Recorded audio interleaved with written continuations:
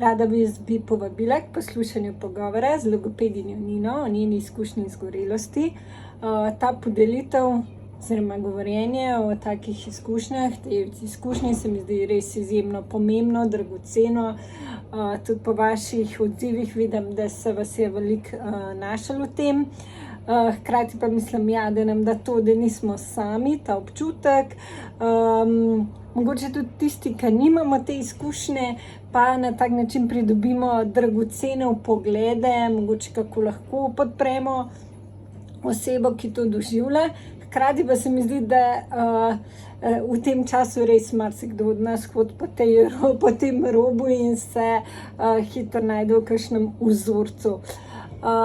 Tako da in prek poslušanja jih včasih te vzorce lažje prepoznamo, kakor samo, da ostanejo v naši glavi.